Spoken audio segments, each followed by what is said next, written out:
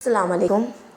आज हम सबक नंबर 18 एतबार ये सबक लेने जा रहे हैं। इसके मुसन्निफ़ हैं पंडित सुदर्शन। एतबार यानी भरोसा। खलीफा हज़रत उमर रज़ियल्लाहु के ज़माने में एक शख्स कत्ल के जुर्म में गिरफ़्तार हुआ था।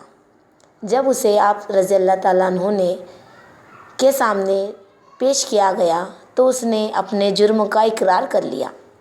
खलीफा ने उसे सज़ाए मौत दे दी, लेकिन मुजरिम ने वो सज़ा कबूल भी कर ली, मगर उसने हज़रत उमर रज़ियल्लाहु से 3 दिन की मोहलत मांगी।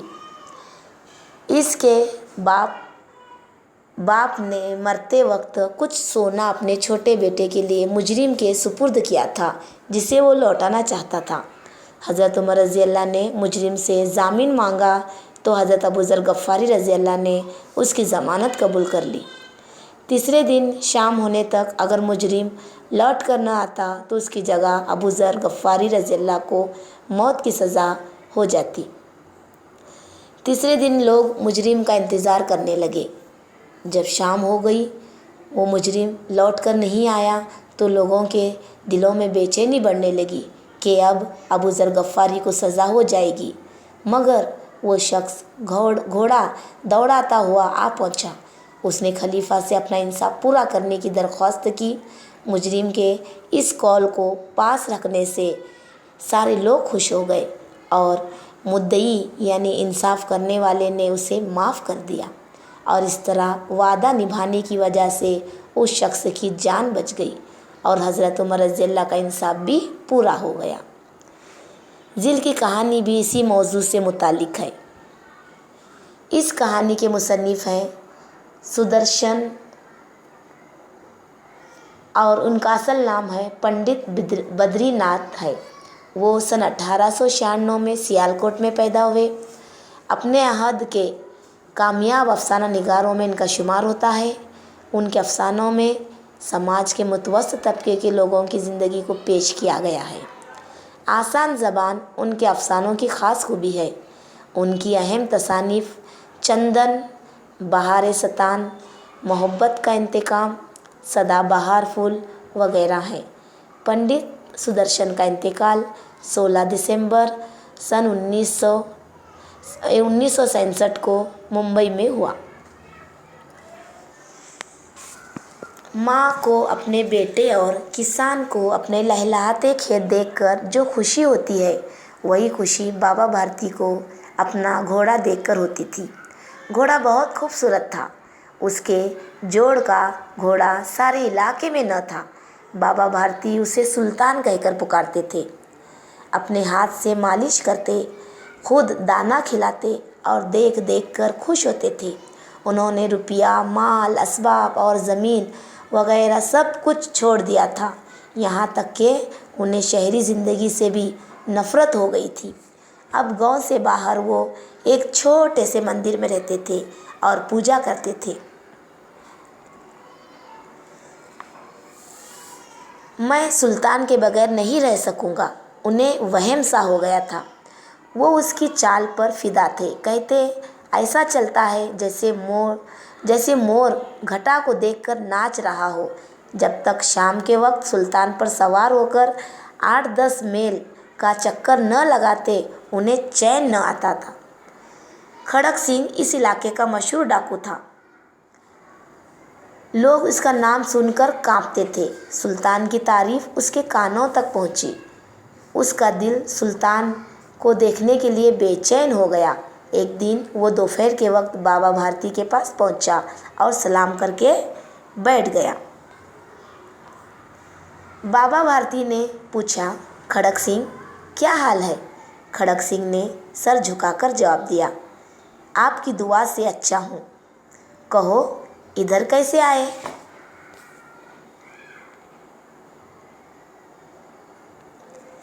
सुल्तान की चाह खींच लाई। बहुत दिनों से तमन्ना थी, आज हाजिर हो सका हूँ। बाबा भारती और खड़क सिंह अस्तबल में पहुँचे। बाबा ने घोड़ा दिखाया घमंड से। खड़क सिंह ने घोड़ा देखा हैरत से। اس نے सैकड़ों घोड़े देखे थे, लेकिन ऐसा बांका घोड़ा उसकी नज़र से कभी न गुजरा था। सोचने लगा, किस्मत की बात है, ऐसा घोड़ा खड़क सिंह के पास होना चाहिए था। इस साधु को ऐसी चीज़ों से क्या फ़ायदा। वो बेसब्री से बोला, लेकिन इसकी चाल न देखी तो क्या। बाबा घोड़े को खोलकर बाहर ले आए। उसकी चाल देखकर खड़क सिंह के सीने पर सांप लौट गया। वो डाकू था और जो चीज़ उसे पसंद आ जाए उस पर वो अपना हक समझता था। जाते जाते उसने कहा, बाबा जी, मैं ये घोड़ा आपके पास न रहने दूंगा। बाबा भारती डर गए। उन्हें रात को नींद न आती थी। सारी रात अस्तबल की रखवाली में कटने लगी। खड़क सिंह का खौफ हर वक्त उनके दिल में समाया रहता।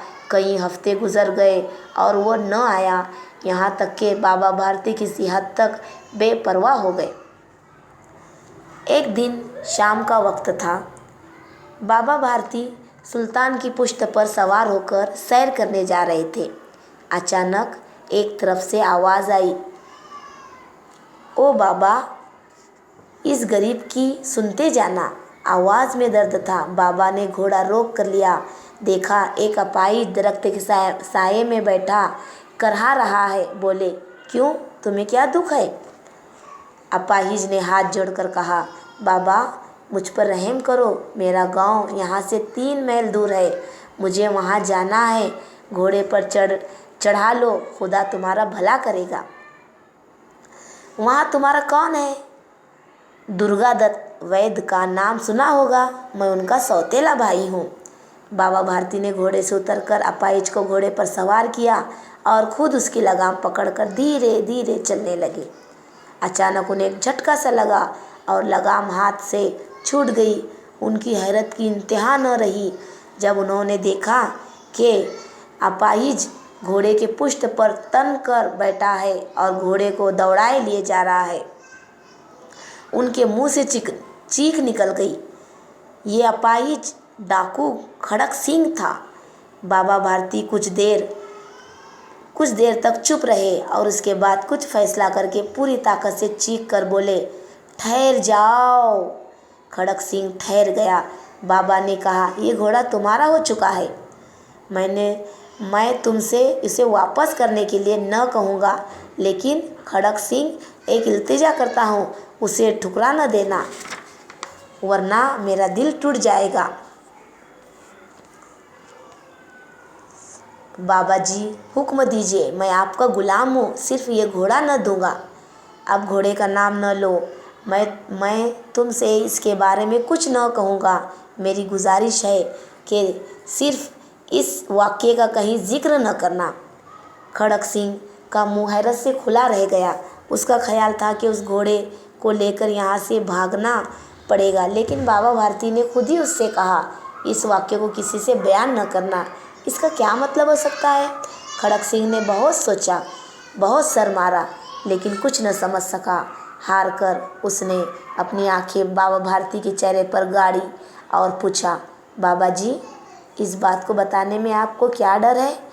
ये सुनकर बाबा भारती ने जवाब दिया, लोगों को अगर इस वाक्य का इल्म हो गया तो वो किसी गरीब अपाहिज पर भरोसा ना करेंगे। ये कहकर उन्होंने सुल्तान की तरफ से इस तरह मुंह फेर लिया जैसे उनका उससे कभी कोई ताल्लुक ही न रहा हो। बाबा भारती चले गए, लेकिन इनके अल्फाज खड़क सिंह के कानों में गूंज रहे थे।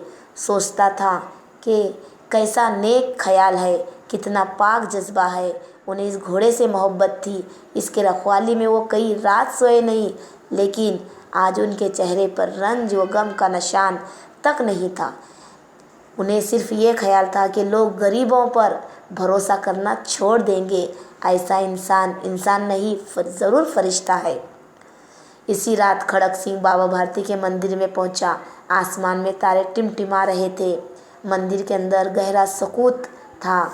खड़क सिंह सुल्तान की लगाम पकड़े हुए था। वो आहिस्ता आहिस्ता अस्तबल के फाटक पर पहुंचा। फाटक खुला पड़ा था। कभी बाबा भारती लाठी लेकर खुद पहरा देते थे, तो कभी आज किसी चोरी किसी डाकी की उन्हें खौफ ही न था। खड़क सिंह ने आगे बढ़कर सुल्तान को उसकी जगह बांध दिया और बाहर निकलकर आहिस्ता से फाटक बंद कर दिया। सुबह सवेरे भारती ने अपनी कुटिया से बाहर निकलकर ठंडे पानी से गुस्ल किया। इसके बाद इस तरह जैसे कोई ख्वाब में चल रहा हो। उनके पांव अस्तबल की तरफ बढ़े, लेकिन फाटक पर पहुंचकर उनको अपनी गलती का एहसास हुआ। वो रुक गए। घोड़े ने अपने आका के पांव के चाप पहचान ली और ज़ोर से हुनहुनाया। अब बाबा भारती हैरत और खुशी से दौड़ते हुए अंदर घुसे और अपने प्यारे घोड़े को के गले से लपेटकर इस तरह रोने लगे जैसे कोई बाप बहुत दिन के बिछड़े हुए बेटे से मिल रहा हो। बार बार इसकी पुष्ट पर हाथ फेरते, उसकी पुष्ट पर हाथ फेरते, उसकी मुंह पर थपकियां देते और कहते, अब कोई गरीबों की मदद से मुंह न मोड़ेगा।